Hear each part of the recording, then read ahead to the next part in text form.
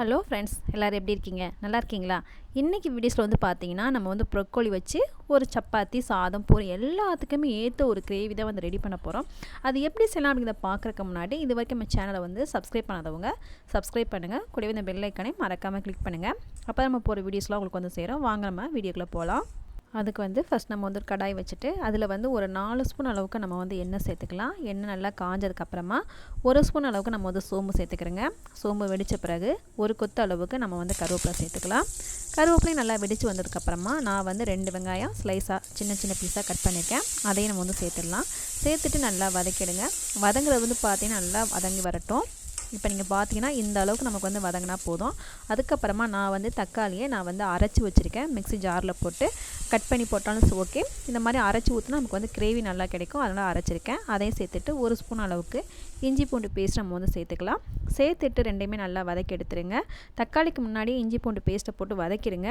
நான் வந்து இப்போ ரெண்டையும் ஒன்றா சேர்த்துட்டேன். சேர்த்து நல்லா அதோட பச்சை ஸ்மெல் வந்து நல்லா போகணும். இப்போ நீங்கள் வந்து பார்த்தீங்கன்னா அதோட கலர் கொஞ்சம் மாறி இருக்குது. அதோட பச்சை ஸ்மெல்லும் வந்து பார்த்திங்கன்னா ஓரளவுக்கு நல்லாவே போயிடுச்சு. இந்த டைமில் நம்ம இதுக்கு தேவையான மசாலா பொருளாக சேர்த்துலாம் வாங்க. கரம் மசாலா தூள் வந்து பார்த்திங்கன்னா ஒரு 1/4 ஸ்பூன் அளவுக்கு சேர்த்துருக்கேன். அது கூட சீரகப்பொடி 1/4 ஸ்பூன் அளவுக்கு சேர்த்துக்கிறேங்க. மிளகாத்தூள் வந்து ஒரு 1/4 ஸ்பூன் அளவுக்கு சேர்த்துக்கிறேங்க. அதுக்கப்புறமா மல்லித்தூள் வந்து 1 ஸ்பூன் அளவுக்கு சேர்த்துருக்கேன். மிளகாத்தூள் வந்து 3/4 ஸ்பூன் அளவுக்கு நம்ம வந்து சேர்த்துக்கலாம். இது கூட ஒரு சிட்டிகை மஞ்சத்தூள் சேர்த்துக்கிறேங்க. மசாலாத்தூள் எல்லாமே சேர்த்துட்டு அதோட பச்சை ஸ்மெல் எல்லாமே போகிற அளவுக்கு நல்லா அந்த எண்ணெயிலே நல்லா வதக்கி எடுத்துருங்க. இப்போ வதக்கினதுக்கப்புறமா இதுக்கு தேவையான அளவுக்கு நம்ம வந்து தண்ணி சேர்த்துடலாம். ஃபஸ்ட்டு நான் வந்து மிக்ஸி ஜாரை அலசி ஊற்றிட்டேன். இப்போ அதுக்கப்புறமா தேவையான அளவுக்கு தண்ணியை நான் வந்து சேர்த்துட்டு அந்த மசாலா எல்லாமே நான் தண்ணியிலே நல்லா கரையிற மாதிரி நசுக்கி எடுத்துடலாம். அதுக்கப்புறமா இதுக்கு தேவையான அளவுக்கு நம்ம வந்து உப்பு சேர்த்துக்கிறேங்க. உப்பு சேர்த்துட்டு இதை வந்து ஒரு 2 நிமிஷத்துக்கு அப்படியே மூடி நல்லா கொதிக்க வச்சிடலாம். ப்ரொக்கோலி வந்து பார்த்திங்கன்னா அது வந்து காலிஃப்ளவர் மாதிரி தான் இருக்கும். அந்த காலிஃப்ளவரை எப்படி நம்ம சுடுதண்ணில் போட்டு அந்த புழுவெல்லாம் போகிறதுக்கு நம்ம யூஸ் பண்ணுறோமோ அதே மாதிரி தான் இதையும் நம்ம வந்து சுடுதண்ணில் போட்டு எடுக்கணும்.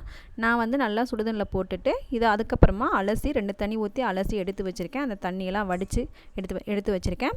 இப்போ நம்ம வந்து குழம்பு வந்து பார்த்துலாம் வாங்க. நல்லா ஒரு 3 நிமிஷம் ஆயிடுச்சு. நல்லா குழம்பு நல்லாவே வந்து கொதிச்சு வந்துருச்சு. கொதிச்சு வந்ததுக்கப்புறமா நம்ம எடுத்து வச்சுருக்க அந்த ப்ரொக்கோலியை இது கூட சேர்த்துருங்க. சேர்த்துட்டு நல்லா மிக்ஸ் பண்ணி விடுங்க. நமக்கு கிரேவி பதத்துக்கு வேணும் அப்படின்னா நம்ம வந்து இது மட்டுமே அப்படியே மிக்ஸ் பண்ணி விட்டுடலாம். எடுத்து சாப்பிட்றதுக்கு நல்லாயிருக்கும். சப்பாத்தி, தோசை கூட சாப்பிட்றதுக்கு. இல்லை நம்ம சாதத்தில் ஊற்றி சாப்பிட போகிறோம், நம்ம கொஞ்சம் குழம்பு மாதிரி வேணும்னா கண்டிப்பாக கொஞ்சம் லைட்டாக தண்ணி சேர்த்துக்கிறேங்க. தண்ணி சேர்த்தினா தான் நமக்கு வந்து திக்காக அப்படியே சுண்ட அப்படியே நமக்கு திக்காக கிடைக்கும். அதனால் லைட்டாக கொஞ்சம் தண்ணி சேர்த்துட்டு நல்லா மிக்ஸ் பண்ணி விட்டுட்டு இதே நம்ம வந்து மூடி போட்டு ஒரு 2-3 நிமிஷத்துக்கு அப்படியே நல்லா கொதிக்க வச்சுருங்க. ப்ரொக்கோலி வந்து பார்த்திங்கன்னா ஓரளவுக்கு வெந்தால் போதும். இப்போ நீங்கள் பார்த்தீங்கன்னா நமக்கு வந்து நல்லாவே தண்ணியாக இருக்குது.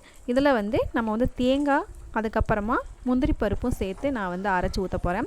தேங்காய் முந்திரி பருப்பும் நான் ஏற்கனவே அரைச்சி எடுத்துகிட்டு வந்துட்டேன். அதோட பேஸ்ட்டையும் வந்து பார்த்திங்கன்னா நம்ம வந்து இது கூட சேர்த்துட்டு இதை நல்லா மிக்ஸ் பண்ணி விட்ருங்க. நமக்கு காய் வந்து பார்த்திங்கன்னா நல்லாவே வெந்துருச்சு. வெந்ததுக்கப்புறமா லாஸ்ட்டில் தான் சேர்க்குறேன். இதை வந்து மூடி போட்டு கொதிக்க வைக்கணும் அப்படிங்கிறது தான் அவசியம் கிடையாது.